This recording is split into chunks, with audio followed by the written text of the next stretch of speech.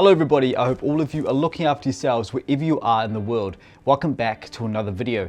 I want to say a huge thank you to so many of you all across the world who have been tuning in to my An Adoption Story series right here on my YouTube channel. And I can't believe soon that I'm almost up to that big milestone of 30,000 subscribers. Thank you all so much. Now just yesterday, as I start to adjust with the time zone here in New Zealand, just yesterday morning I got back from Minnesota up in the United States. Now it's a long way from home, especially here from New Zealand. It's a very long flight. It's quite a lot of traveling, but I'm so proud because I got the chance to go and share my story and share my project and share one of the episodes, the latest one actually, of my An Adoption Story series at the University of Minnesota. Now Minneapolis, a beautiful city, and the people there were so nice, and I really enjoyed that experience because it's raising that awareness and getting that word out there and just really understanding and getting people to understand more about why these stories is so important. And with myself, with my own journey as well, I know that connecting with many adoptees all across the world, as well as my audience here up on YouTube, just how important that is and how it's helping so many people. Now recently, before I headed over to the States, I had a phone call with my birth mother. Now this is just a bit of an update just with how everything has been going for her, and I just really want to say thank you to so many of you who have been following this journey with me, with that contact with my birth mother as well as with my birth father. Now that contact with my birth mother has been ups and downs. It's always been like that ever since I first met her back in 2013. Now I understand with my birth mother's life, it hasn't always been easy.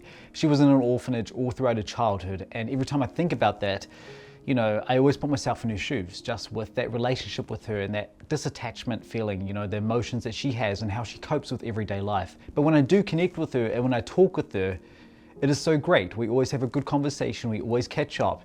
And just recently, when I talked with her, you know, she told me a bit of an update about her life and her health. And I just want to say this and explain a little bit about the history with this, because I remember the first time meeting her in 2013. She had a partner there at the time, Andrew. Now he passed away a few years after I met them both for the first time in 2013. He was really so helpful with getting me to talk more with my birth mother at the time, and he really opened up so much more because he understood how important it was for my birth mother to meet me, you know, her son. So that was really important, and I really respected Andrew, and he was such a great guy. He really helped so much, and it was really sad to hear about his passing a few years after that.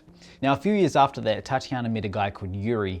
Now I've met Yuri a couple of times with my visits over in Russia to meet both my birth parents, and Yuri has really looked out for Tatiana, but I know also that Yuri has had a difficult life himself too. Now Yuri passed away back in August at the end of last year, and this has been quite difficult for my birth mother to take this news in when he had passed away. But Tatiana knew that he wasn't well, and when I met them in 2018, I could see that he had a few health complications during that time too. Now I understand that this really took a toll on my birth mother from August up until now, and when I recently spoke with her about the death of Yuri, she explained to me that she understood that he wasn't well. And like, he was a nice guy when I met him back in 2018, but there were moments in their relationship that wasn't so easy and it was quite difficult. Tatiana has coped with losing 3 partners now, and you know, over this span of 20 or so years, 20, 30 years, she's met, you know, Andrew, there's another partner in between, and then Yuri. Now I understand that with her life, it's not been so easy, and with her, I love my birth mother, Tatiana. She's a great person. I love connecting with her. She means a lot to me. Now recently, she is being looked after. She is living with supervision, and she is getting looked after by a friend of hers in the town that I met a couple of years ago, and I've actually met her a few times, and she's actually, it's actually a person that she worked with in the cafe that she used to work with. Now she's working, my birth mother is working, and when I call her, she told me so much. She's telling me so much, you know. She's asking me about my life. She's asking how everything is. She wants me to go over and see her again, and I hope that I do when the time comes and when it is most suitable. Now with my birth mother, she has that connection of a brother down in Ukraine, and I've been in touch with Tatiana about this and told her about her brother in Ukraine, and I've been in touch with the family in Ukraine, and then I told her about those connections, and I'm trying to pick up on so much more down in Kazakhstan. Now that's a work in progress. Honestly, that's a needle in a haystack. But all of this with my birth mother's life and her journey, you know, it's been hard. It's been very hard. Now at the moment with her health, it is declining. I spoke with her about this. She told me she was in hospital a few months ago. She was hospitalized, and she needs to have that care around her all the time. She really needs that because right now she's got a condition that is not going to get better. I know that this is due to the lifestyle that she lives. And you know, there's been times where it's been a lot of drinking. There's been times where it's been smoking here and there. But I never judge her for that. I understand with my birth mother's life, I never do. And like I said earlier, I always put myself in her shoes, always. So just with that connection, that phone call that we had recently, I told her, look, we can call up as much as we can.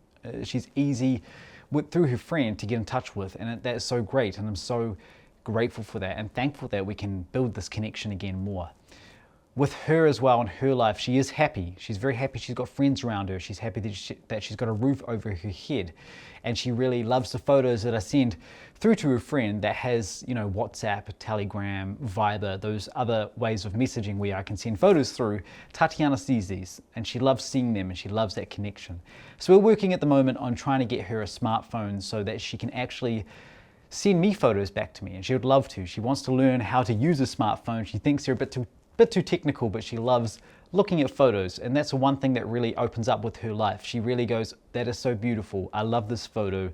Look at this. And she loves to show and showcase things. You know, that's a little part of Tatiana personality. I don't know. I don't think I carried that, but with her life, I see that she really just loves to showcase things.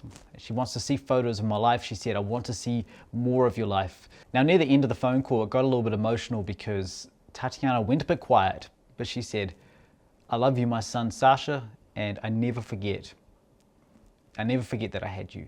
You know, I never forget that I have a son.